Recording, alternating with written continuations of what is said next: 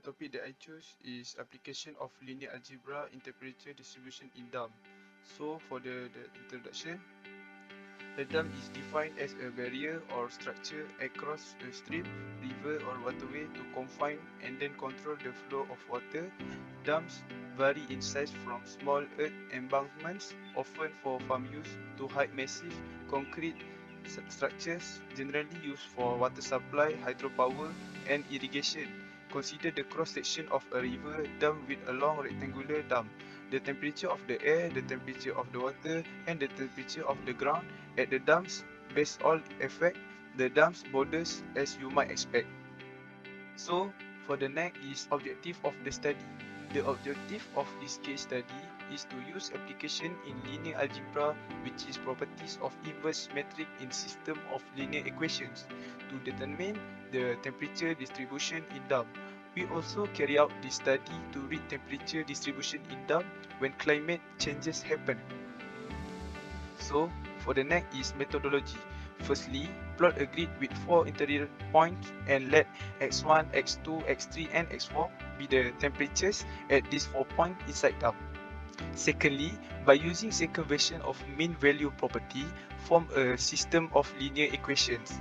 Thirdly, based on the system of linear equation, form a matrix with solution x equal to a power of -1 multiplied by b.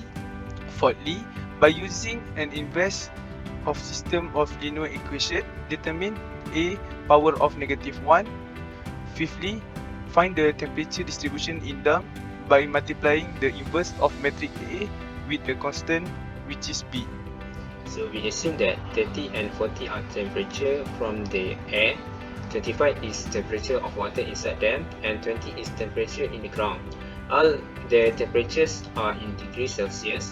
The temperature at the left part of dam is hotter than above part because it is more exposed to the sun. The situation is illustrated in the following diagram. So this is the diagram. The next step is we can perform a system of linear equation by using the second version of the mean value property, like this. Then we can simplify the equation by separate the constant with the unknown to perform a square matrix.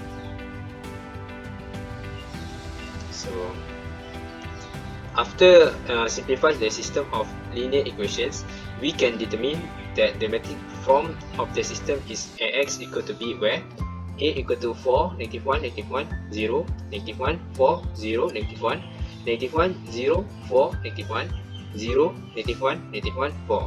X equal to x1, x2, x3, x4. B equal to 70, 55, 60, 45. X is called the vector of equilibrium temperature. Hence, to identify the vector of equilibrium temperature in dam, the matrix A need to be inverse so that we can find the temperature distribution, and A is an invertible matrix. The solution of the system is then X equal to A -1 times B. For the result, to find the inverse matrix by using elementary row operation, firstly we write the matrix A on the left side and the identity matrix on the right side. So separate these two matrices by a straight line. So secondly, we have to use the Gauss-Jordan elimination method to reduce A to a reduced row echelon matrix.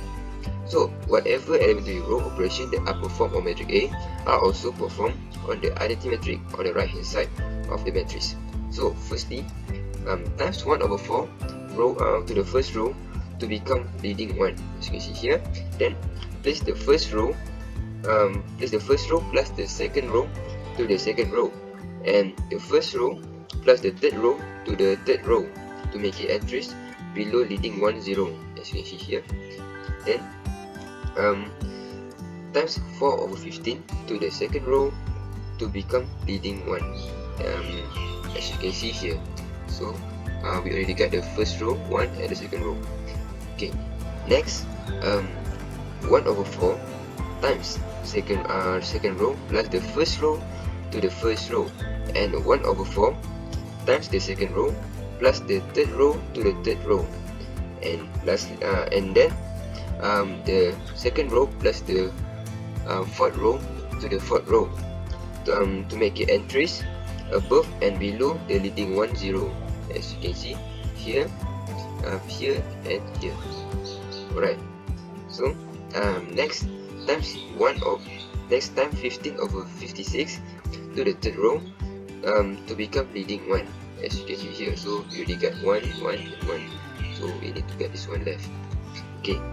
Then 4 over 15 times the third row plus the first row to the first row, and 1 over 15 third row times third row plus the second row to the second row, and 16 over 15 times third row plus the fourth row to the fourth row. So to make it entries above and below the leading 1, 0, as you can see here, here and here. So the last step is 7. The second last step is 7 over 34 times the fourth row to the fourth row. Okay, to make to become a leading 1, as you can see here. Okay, so for the last step is 2 over 7 times the fourth row plus the second row to the second row, and 1 over 7 times the fourth row plus the first row to the first row, and 2 over 7 times the fourth row plus the third row to the third row. So it will make the entries above the leading 1, 0, as you can see here. Then the metric A has been reduced to the identity metric, so that the metric that we get on the right side is the inverse of metric A. So we can conclude it here. Okay, hence we will get the vector of equilibrium temperatures distribution when the inverse of metric A multiplied by the constant, which is B. Then if we calculate this, then we can get the x1 is 31.88 Celsius, x2 is 28.13 Celsius, while the 29.3 Celsius for x3, and lastly x4 26.63 Celsius. For the climate change, when the temperature surrounding changes due to the climate change, we can calculate a new reading of temperature distribution inside them. Suppose now that the boundary temperature changed from 40, 30, 25 and 20 degree Celsius to 35, 25, 20 and 18 Celsius respectively.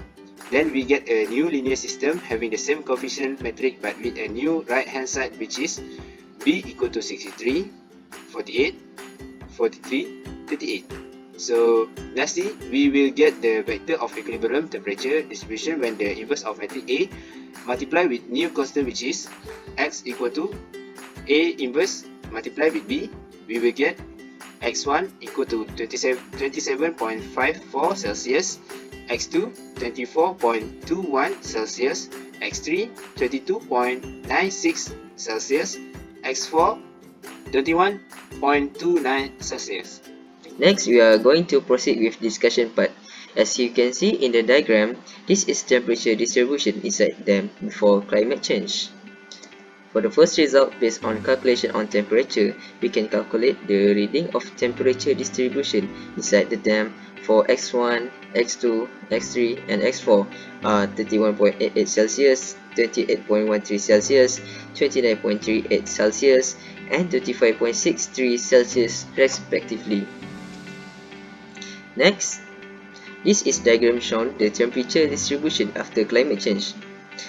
After climate change happened, the temperature surrounding the dam is totally different, and this is the main factor that contributes to the change of temperature inside the dam.